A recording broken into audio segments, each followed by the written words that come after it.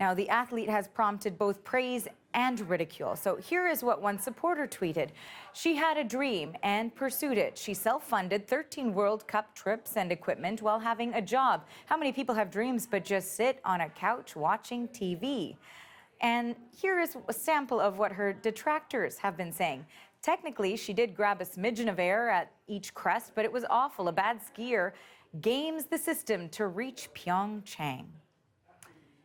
And likely Elizabeth Swaney has heard it all, joining us live from Pyeongchang, where it is just after 3:30 in the morning. Thank you for joining us, and good morning to you, Elizabeth Swaney. So you have certainly heard the criticism and the praise.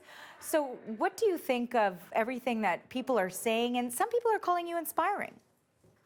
Right, right. Thanks for the question. And before I talk about myself, I'd just like to congratulate you all on Cassie Sharps, who I'm sure you're all aware won gold for Canada in women's ski halfpipe a few days ago. She had a beautiful, clean run, lots of exciting tricks. So just wanted to throw out support for her as well.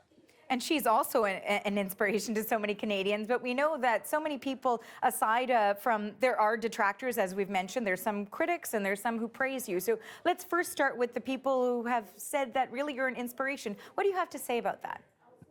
Right. So that's so touching, and it's been amazing to have received all these encouraging words and notes of support from people over the last few days, and just get notes from friends and also people that I've never met before saying, "Oh, you've inspired my children to go for their dreams, or you've inspired me to try a new hobby or kind of get my old pair of skis back on again." So that's been amazing to hear that. At the same time, I know that all the women that I've skied with on the World Cup tour, they're inspirations to someone. So it's not just me. I believe it's all of us. One of the coaches mentioned that it feels like we're all like a huge basketball team on tour, going to different competitions around the world. And there's a few days, yes, where we want to compete and do our best, but overall, we're just a big group of people that are just trying to pump each other up and pump people up in general to grow ski halfpipe and help people pursue their dreams. But of course, there are two sides to this coin, right? So while there are certainly some people who are calling it an inspiration, there are others who are very critical of what you've done, suggesting, in fact, that you might be undermining the entire process by which so many hardworking, dedicated athletes get to that position where they're competing for a spot on the podium. In fact, there's one tweet that I'll share with you where someone says, "I just think about the women that were better qualified and ranked higher than Swaney, but couldn't compete due to country limit loopholes. The only positive thing about this disgrace is the qualifying rules will most likely change to stop this from happening again." So there are those criticisms. People say that you played the system. What do you have to say to that?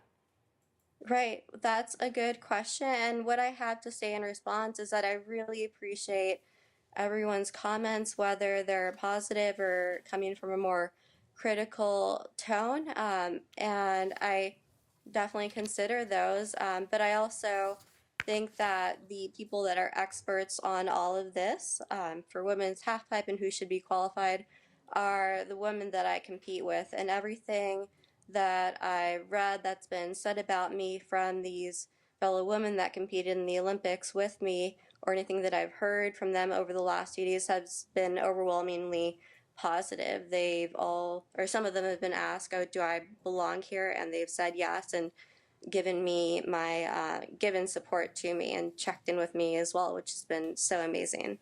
Now, you yourself have acknowledged that on the second run, you maybe did two tricks. Typically, someone competing in the Olympics might do 5 or 6 in a run. So, you certainly did know going into this that you may not have met Olympic standards, but you went about it a smart way. Do you believe that you played the system? So actually, on my last run, I did 3 tricks: an alley oop on the left wall and an alley oop on the right wall, and then I did a 360 at the bottom road switch out, and I also attempted 4 grabs at the top of the pipe. So I was definitely trying to go for a performance with many tricks. It just didn't happen. I just wasn't able to show my best that day. And finally, a lot of people have this question. How did you afford to go to all of these qualifying races in order to get to the Olympics? We were reading that there was some online contributions. How much did this all cost? Right, that's a great question as well. So I did a little bit of crowdfunding throughout the course of my like World Cup competitions to get here, but I would say about 90% of it was just me working hard in the office or other jobs that I had in the sometimes the ski industry to make it and get here. It was very hard. Sometimes I would work like 18 to 20 hour days to afford it, to just afford it, and that of course wasn't every day. But some people would ask questions like, "Oh, just my friends. Oh, when do you have a day off to hang out?" And I would say, "Well, I haven't had a day off like in the last 3 months. I'm either working or training almost every hour of the day."